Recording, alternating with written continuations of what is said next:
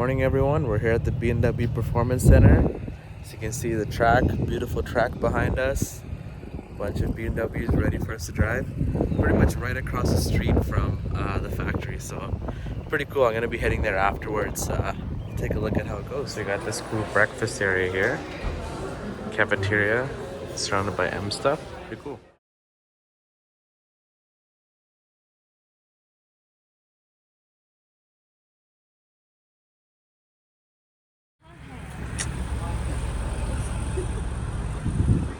Saw all the cars here. Let's take a look.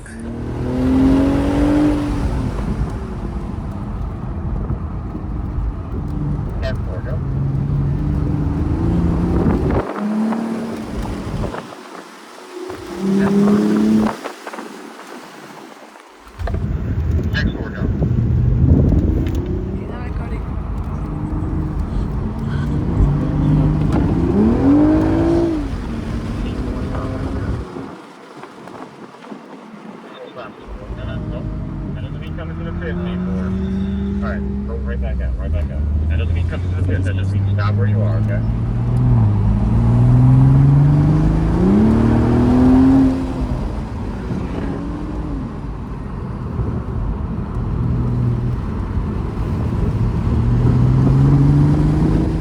Okay, now towards the pit. Okay, pull all the way to the green cone. Next four, keep going.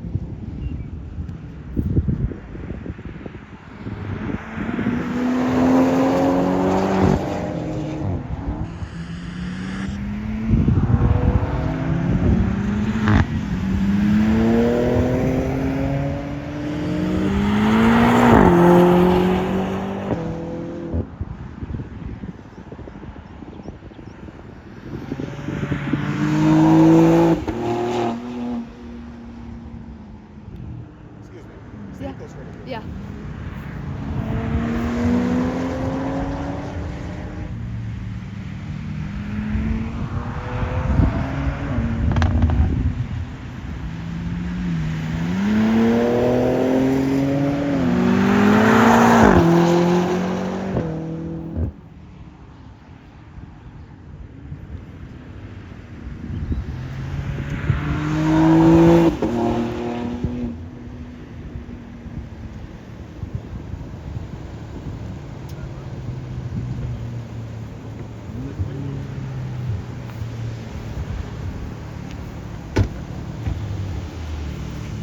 F5.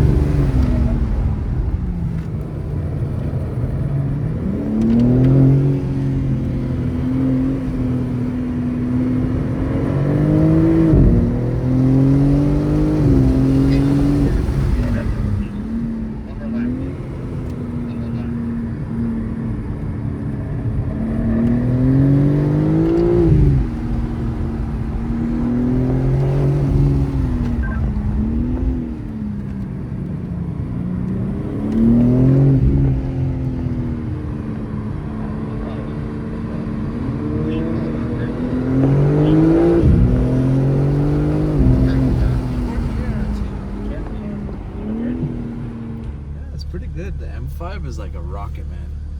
M4 definitely has like some understeer. You can definitely feel the weight of it too. The M5, it just hides the weight so 15 well. seconds. The X4 is surprisingly good too. So next up we'll have the M2. I want to see how that does in the automatic. Obviously because I have an M2, but this is fun, man. 5 seconds.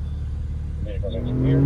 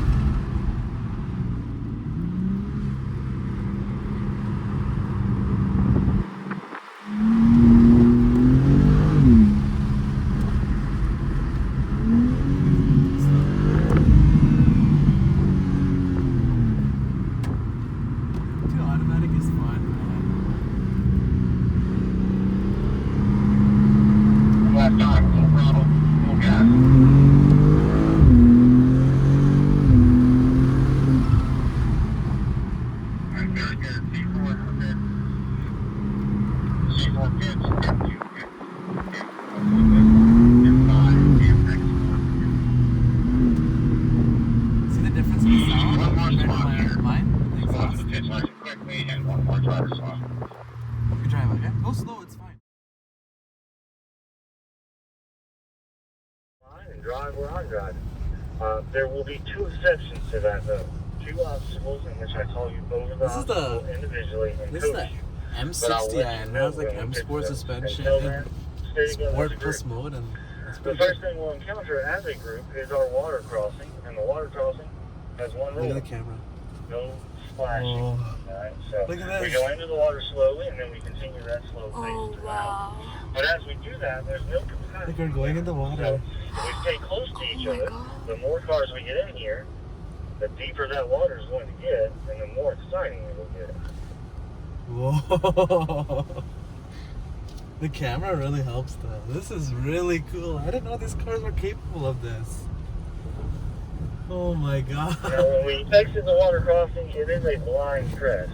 You're not going to be able to see over the top of it. You're not gonna be able to So see just keep the steering wheel straight up and over that crest until you can see and make an educated decision. So keep the wheel straight.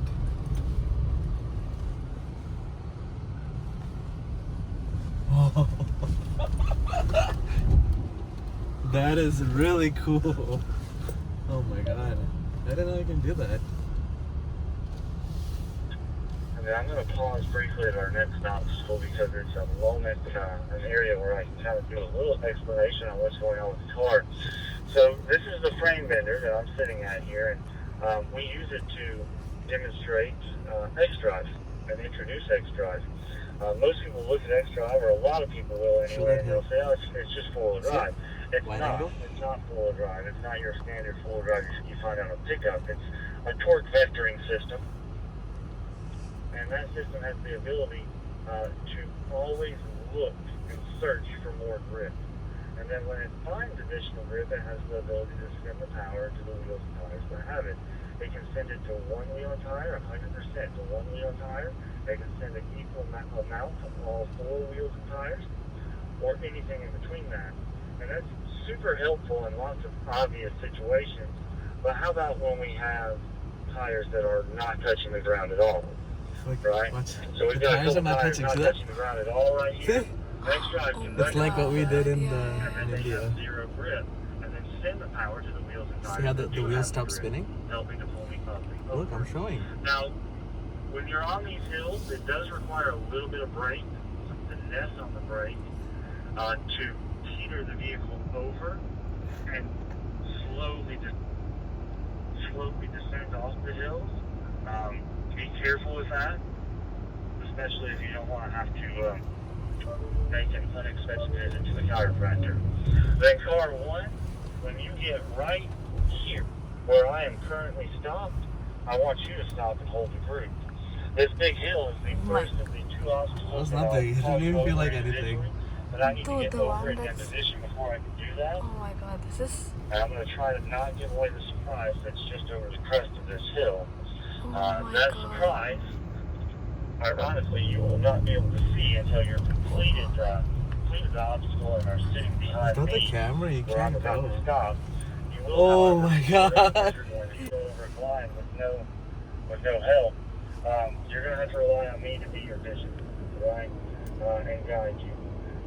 It's important that instructions are followed closely, but more important than that, any instruction that pertains to the brake pedal should be done with the highest level of urgency.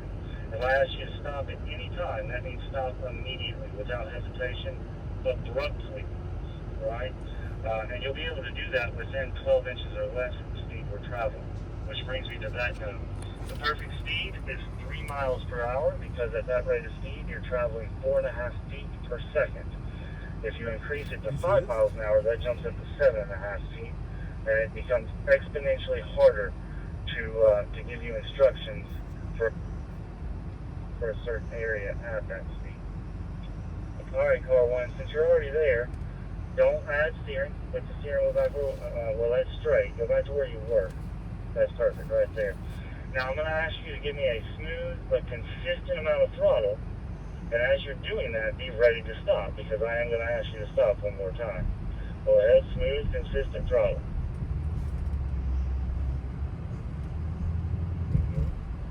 Very good, and stop. Perfect. Let that thing settle. Right now, that right rear tire is up in the air about 2.5 feet. In a moment, I'm going to count to 3, and on the count of 3, I want you to release the brake all at once and trust the car.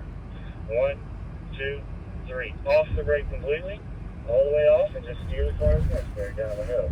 Still the same control is going to take care of the speed, allowing you to focus on the steering. When you get up here behind me, car one, you can look over your shoulder and see what you look like when you're up there. Car two, go ahead and start to climb up the hill for me. So record this way, okay? Yeah. Just let that thing keep the eye down as you steer to avoid the fence. Very good. Car three, good. Move this steering left, please. And camera three, we're going to let it go. 1, 2, 3, off the brake, let it go.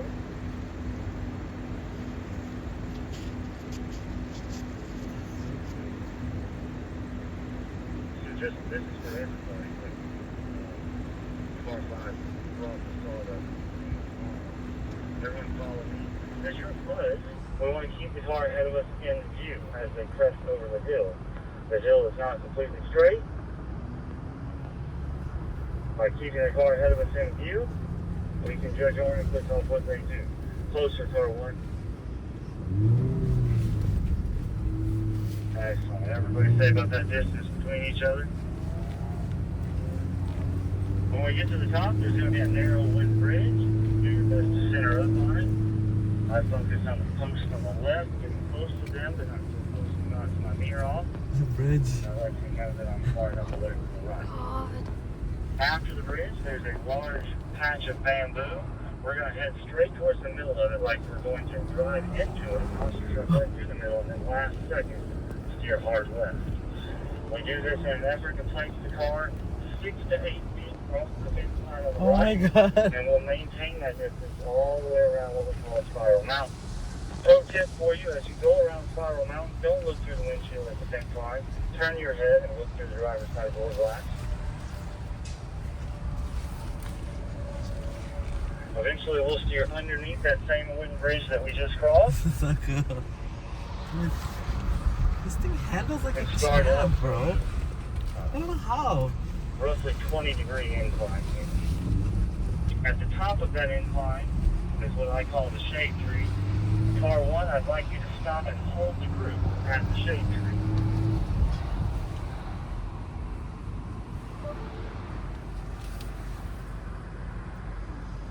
So this is our second and final obstacle. I'll call you down individually.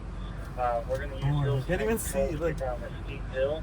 We know that system works, but I call you individually because of one reason. If someone presses the gas while they're coming down this hill, the vehicle will not only accelerate, it will release the brakes altogether, causing the vehicle to plummet. A plummeting vehicle is much harder to get slowed back down than just maintaining a slow speed in that vehicle. So, stay away from the gas pedal once you start down the hill. Right? Do not press it. Car 1, go ahead and start to roll. A little bit of gas to get it going, and then off the pedals. No gas, no brake. If you're next in line, you can pull up to the tree. See, it's automatically doing. Look, I'm not pressing anything. It's automatically doing the brake and the gas because it knows I'm going off road. It's in the hill descent mode. Accidentally, without realizing it, that caused That is way more insane. excitement than was So necessary. it prevents it from spinning. You understand that? And off The the Range pedals. Rover had No the same gas, no thing. brake.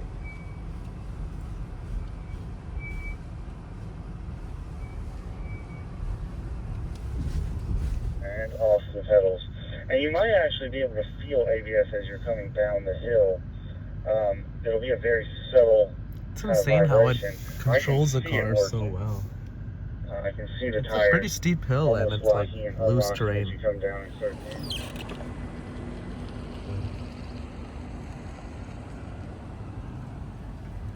Alright, so now it's the last session where pretty much a professional driver takes us out. So let's see how it looks like from the outside.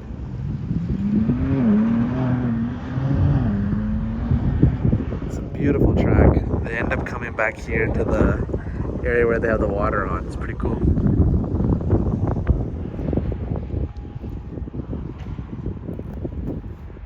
Oh, the water's not on.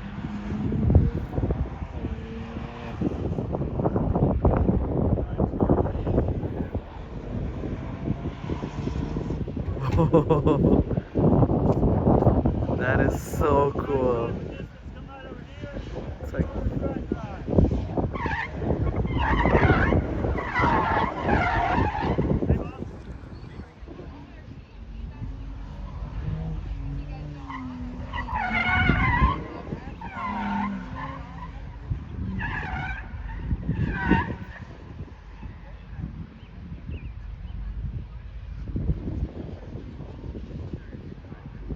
oh.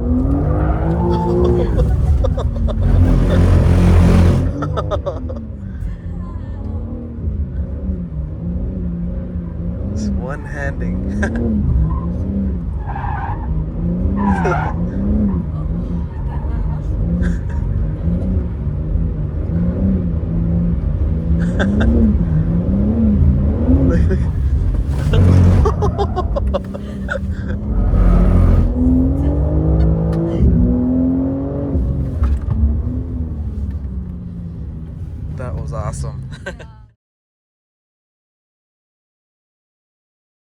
Racing ones are on the other wall. Yeah. We do have a concept car here from Clemson University Oh wow. that is sitting over there that was at the airport that we have here now.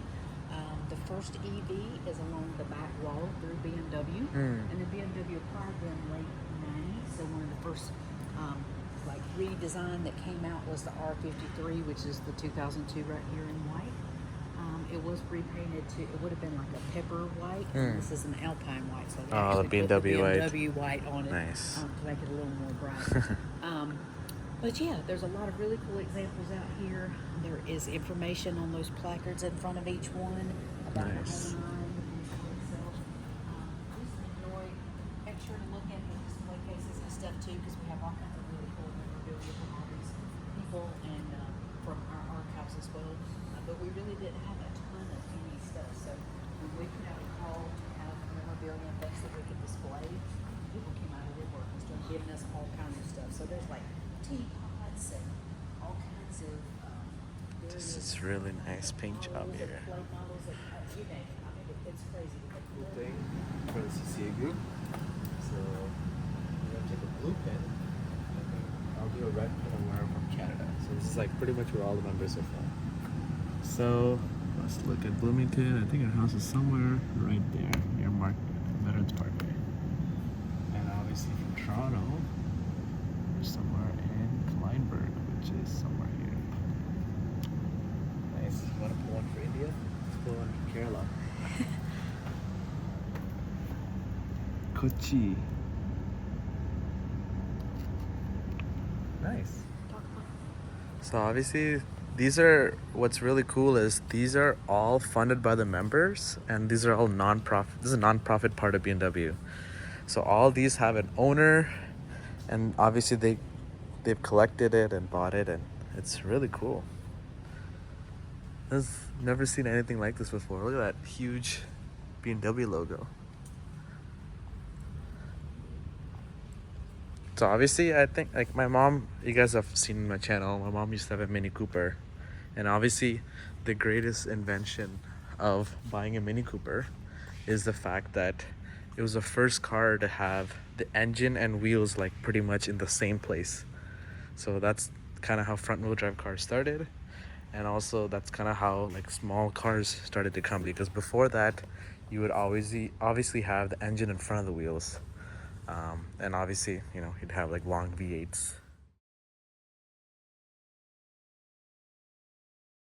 So all these things were basically collectibles by each person. So it's cool. I mean, I already have kind of like a small little collection from my basement. But this is so cool. Like, look how small this is. It's so small. So nice. And this is really cool. This is actually a concept car made by Clemson University. So that is really, really cool. Obviously it's all like fiberglass, but nice. It's so beautiful. We're just now we're at the BMW Zentrium. It's pretty much like the factory is right there, and then like kind of like a small museum. So it looks really cool. You can obviously do factory tours here if you're picking up, but right now it's on pause, all the factory tours, because of construction. So yeah, so this is how it is looking like inside. Obviously you can get the factory tour from here, but this is really cool. Z8. Oh, I've never seen this one. It's a Z1. Look at that, the doors slide up. That is really, really cool. The nice clown shoe Z3. Never seen that spec before. I know they have a two-tone. I love these flags, so nice. Z4. This is classic. This is the car that honestly started it for all of my family. This was our first BMW. Looks like it was the first, oh, I guess one of the only brown ones. And then XM, of course. This nice classic E30 M3. So obviously a lot of people say that my M2 has a similar hips of this M3, and I definitely agree. But this car, man, is super rare. I'm still just jaw dropping over this. Got a nice 319. It's just crazy to see the progress, and obviously, I love seeing that classic rear camber on the X5s, or all BMWs pretty much. Nice XM here. This obviously is all the cars that they make here, X5, X6, X3, and 4. But this color, man, is just absolutely insane. You guys can see how it changes. It's amazing, this color. Obviously, all the X models are made here in America, but this is just really cool to just see.